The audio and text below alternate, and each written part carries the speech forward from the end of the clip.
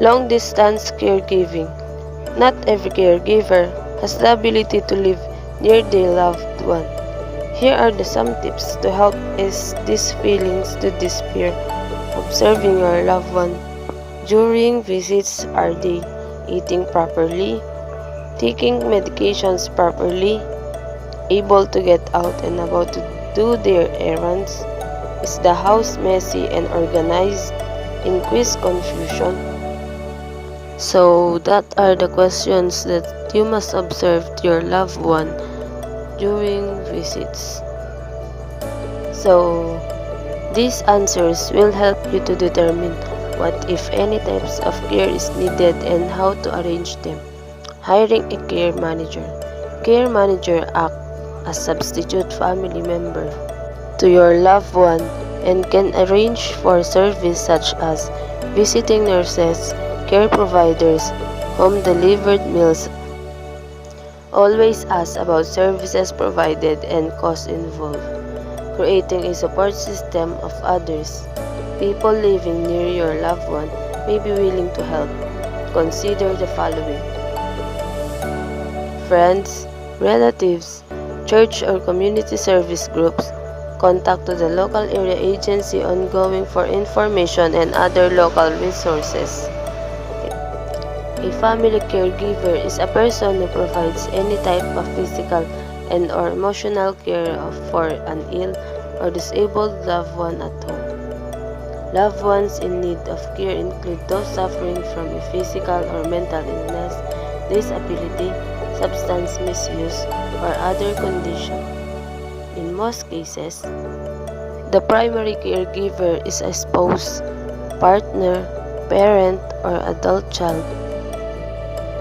Caregivers often take on the responsibilities of the patient while still providing for themselves and other family members. Some important tasks and roles of a caregiver are advocate, personal care, household tasks, emotional support, and medical care. Advocate. Sometimes patients are not completely forthcoming with their physical or emotional needs and tend to downplay their pain when speaking with doctors. Caretakers play an important role in honest communication between doctors and patients by upholding patients' preferences for treatment options when the patient cannot or will not speak for him or herself. Personal care. Caregivers may help with daily activities such as dressing, bathing, toileting, or arranging childcare. Household tasks. Caregivers are often in charge of preparing meals, doing chores or laundry, shopping for groceries, or paying bills. Emotional support. When faced with a serious diagnosis, patients are often overwhelmed by the emotional and physical turmoil. Caregivers are tasked with the important duty of providing support and encouragement for the patients as well as themselves.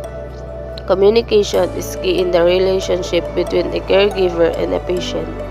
It is important to both openly share feelings and remain empathetic to the situation. Medical care. Caregivers must be present, take note, ask questions, and assist loved ones in making decisions with the care team.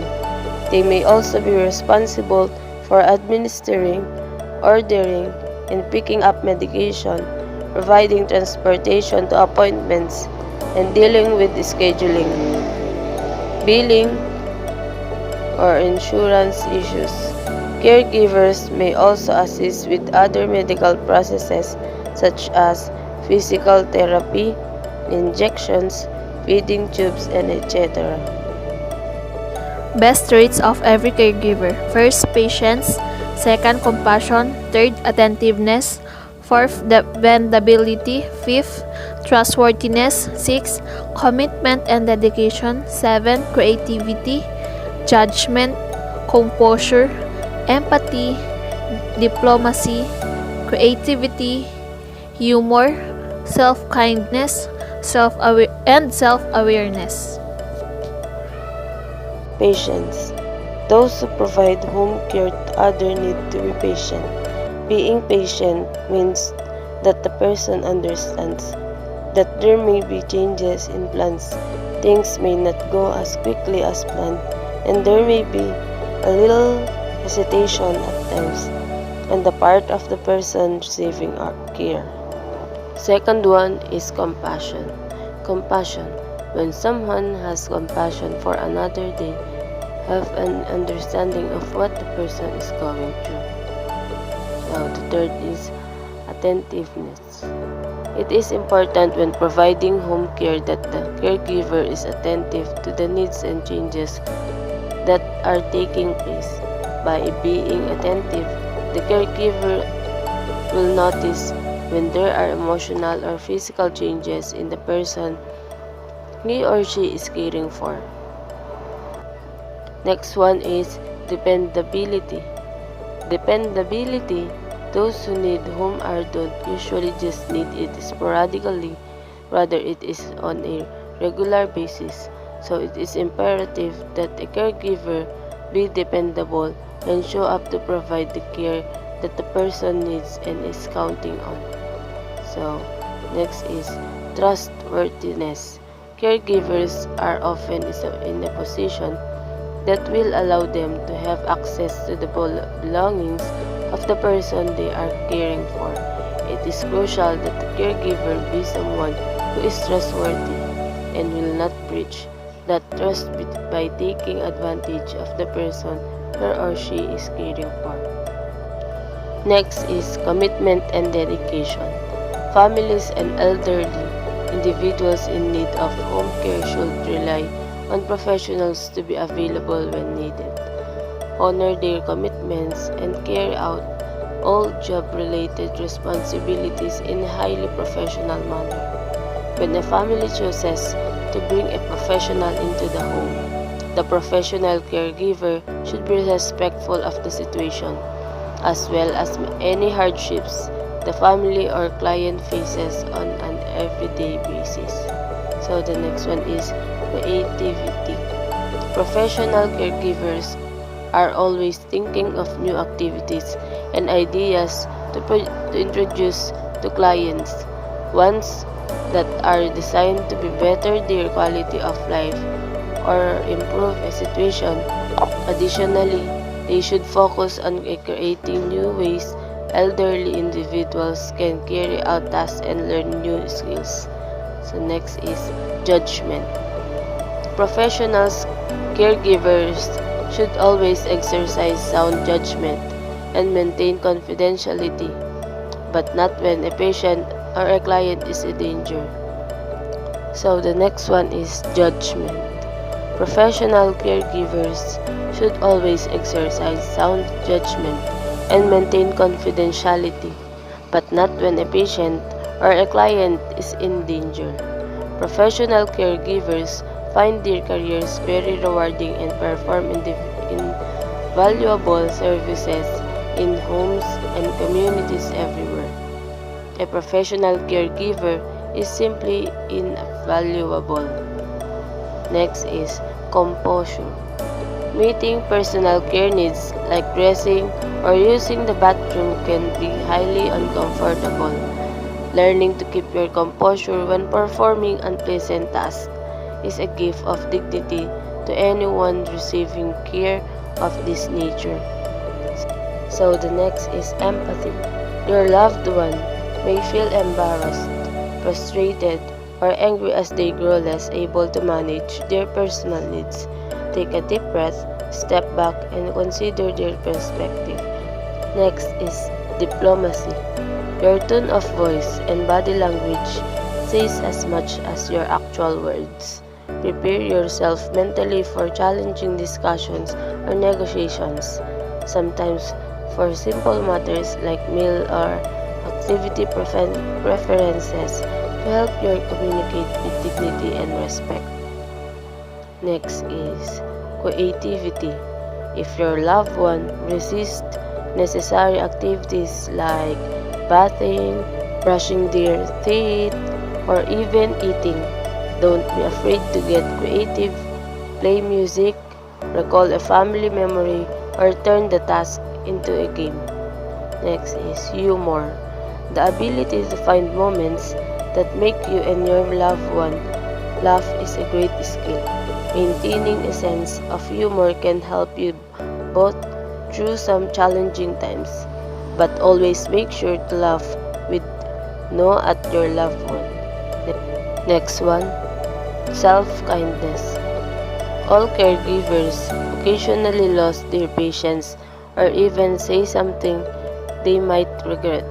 Learn to ask for forgiveness or simply forgive yourself when appropriate and move forward, as lingering guilt or remorse can be emotionally draining. So the last one is self-awareness. Know your limits. Asking for help is not a sign of weakness. It shows you're working to manage your stress levels to ensure you're providing the best care possible. Reach out to a friend, family member, or even professional for guidance when needed. Impact of parenting roles on the well-being of a child and family. Parents are among the most important people in the lives of young children. From birth, children are learning and rely on mothers and fathers, as well as other caregivers acting in the parenting role to protect and care for them and to chart a trajectory that promotes their overall well-being. So while parents generally are filled with anticipation about their children's unfolding personalities, many also lack knowledge about how best to provide for them. Becoming a parent is usually a welcome event, but in some cases, parents' lives are fraught with problems and uncertainty regarding their ability to ensure their child's physical, emotional, or economic well-being. Why is a positive parent-child relationship important? The parent-child relationship is one that nurtures the physical, emotional, and social development of the child. It is a unique bond that every child and parent will can enjoy and nurture. This relationship lays the foundation for the child's personality, life choices, and overall behavior.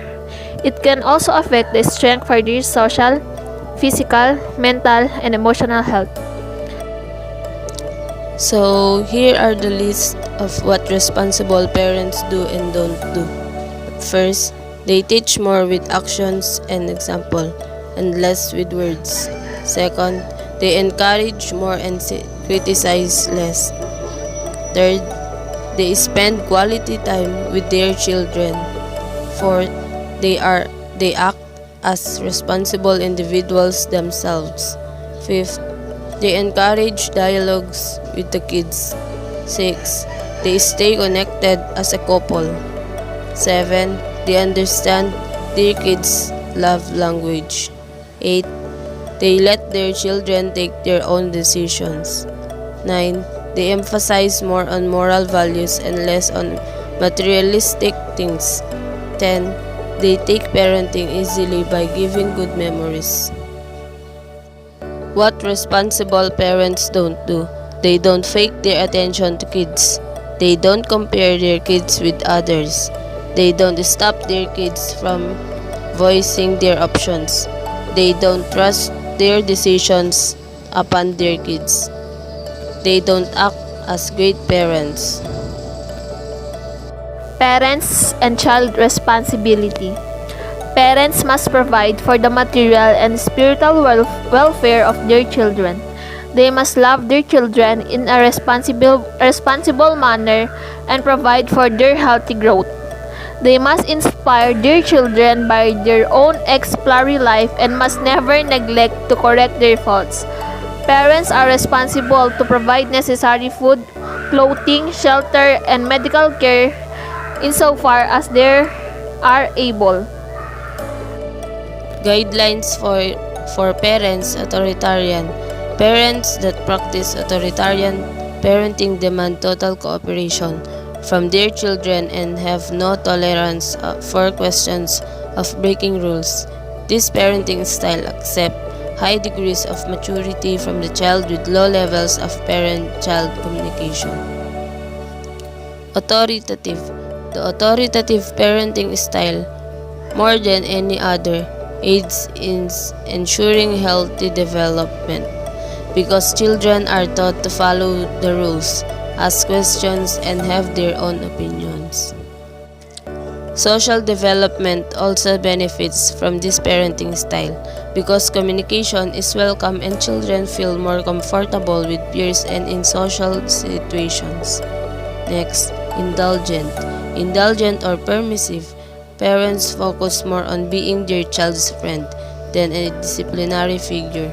There is an extensive amount of parent-child communication, but very low levels of maturity and demands required of the child. Uninvolved. Parents who are ambivalent to their child's wants and needs are considered uninvolved parents. While there are no demands or rules to follow for the child, there is also no communication and no encouragement from the parent. Social development is stunted because the child is never taught how to act around people and therefore feels awkward in a social situation because of the lack of emotional and psychological connections between the parent and the child. Cognitive development also suffers. The basic physical needs of a child. Children have various types of needs. They have emotional needs, which include things like love and affection, attention from people who care about them, and the freedom to express themselves. They also need to feel safe and secure. Some of those things could also be classified as mental needs as they are good for your child's mental health. Some of the physical needs of a child may seem like they are common knowledge. That could definitely be the case. Even so, it's always helpful to learn more about how you can make sure you are providing all the necessary elements in order for your child to learn and grow in the healthiest way possible. So, let's take a look at some of the common physical needs of a child.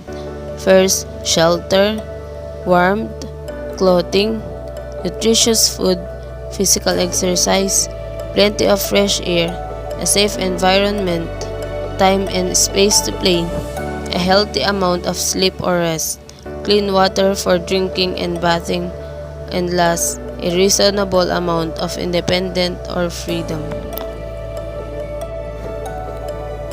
Give children unconditional love.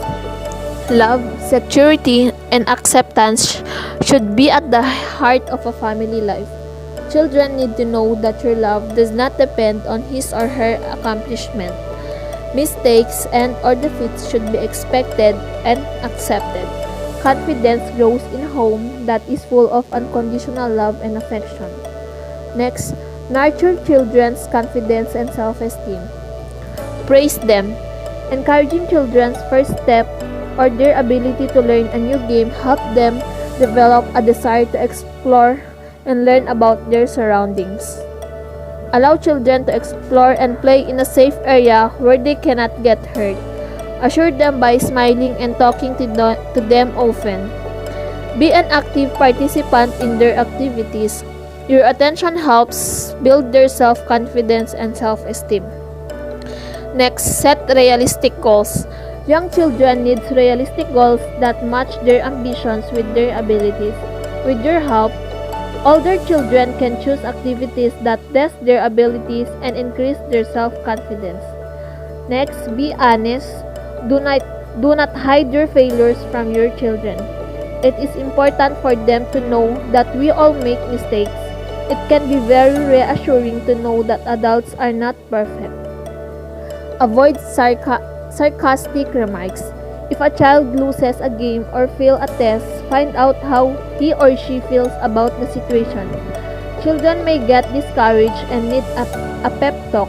Later, when they are ready, talk and offer assurance. Last, encourage children to not only strive to their best, but also to enjoy the process. Trying new activities teaches children about teamwork, self-esteem, and new skills. There are some positive ways you can show your child love. First, spending time with your child communicates you care. To a child, time, attention, love. Looking up when she calls, making eye contact when she speaks, and responding to her latest creation or questions with interest show that she is important. Second, children have a need for affection. Smiles, hugs, kisses, and caring words such as I love you, your loving touch, and words make them feel loved. Third, children need to know that you accept their feelings, their mistakes, and love them unconditionally. For example, telling your child, I know you spilled the milk, but you did not do it on a purpose, or saying, crying is okay, you feel sad your friend is moving. Fourth, children feel respected and valued when you acknowledge their opinions, feelings, and desires. For instance, telling him, I know it's hard to stop playing with your Legos and take a bath, communicates that what he is doing is important to you. Next, praise communicates an appreciation of the child's efforts and that the child is valued. For example, telling him, I'm proud of you getting such a good grade, or I like the colors you use in your painting, show approval and enhance his self-esteem. Last, support calms a child. For example, telling her, don't worry, you do better next time, encourage her, restores her belief in herself, and helps her to build optimism. So here are some guidelines for positive communication. First, avoid criticism. For instance, telling your child, you're kicking the ball all wrong. These words will deflate your child's self-image. Second, avoid comparisons. If you say, why can't you be more like your younger brother and get good grades, your child will feel inadequate. Third, avoid negative adjectives. If you use words such as sloppy, bad, or lazy, your child will feel she is not valuable. Fourth, avoid negative phrases. When a parent says, what's wrong with you? Or how many times have I told you not to? These phrases will cause a child to feel flawed. Next, yelling at your child or expressing your anger physically also causes a child to feel devalued and unloved. Last, when you are present with your child in the moment and respond with warmth and appreciation, your child will grow up feeling secure and loved. 5 critical emotional needs of a child. According to Dr. Gerald Newmark, emotional health provides a foundation for success in school, work, marriage, and life in general.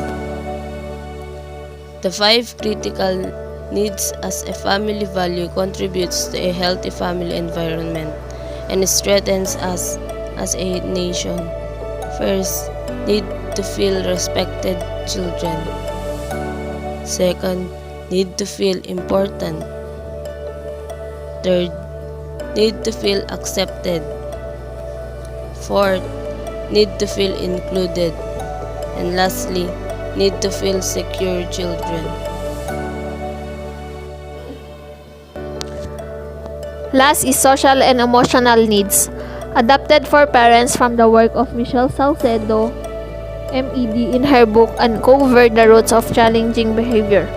All human beings, young and old, have the same social and emotional needs. When parents meet these needs consistently in their children's lives, kids grow up happy, fulfilled, and better able to reach their full potential. First, to be safe and secure.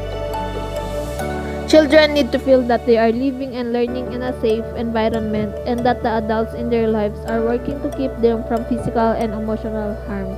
They need parents to protect their feelings and not put them in situations in which they cannot succeed. Second, to be loved and have a sense of self-worth. Children need to know that their parents think they are the center of the universe. They need to believe there is some who will go to the end of the earth for them to show they matter. Third, to receive attention and to be understood. Children need to know that some is paying attention to them. They need to expect that parents value what they have to say and take joy in what they do. Next, to have a sense of control and predictability. Children need to feel like they have some control in their lives. They need parents who are predictable in their behaviors and who structure the day with predictable routines and rituals. Next is to recognize and be able to handle strong feelings. Children need to know that the emotions that overwhelm them sometimes are normal. They need parents to remain calm in the face of their feelings, to help them give their feelings a name, and to provide them with safe, healthy ways to express their feelings, and to have a sense of power and feel independent and competent. Children need to feel powerful sometimes. They build this sense of power when give choices, when presented with tasks at which they can succeed, and when parents notice what they do well. Second to the last, to be engaged in simulating pursuits, children need to experience the world. Their brains develop when they are presented with interesting materials to see, touch, hear, smell, and taste. And the last one, to enjoy relationship and have a sense of belonging. Children need to know that if they were not in this world, someone would miss them. They need to feel their parents are glad they are there and that they can count on their parents to be there for them. That's all.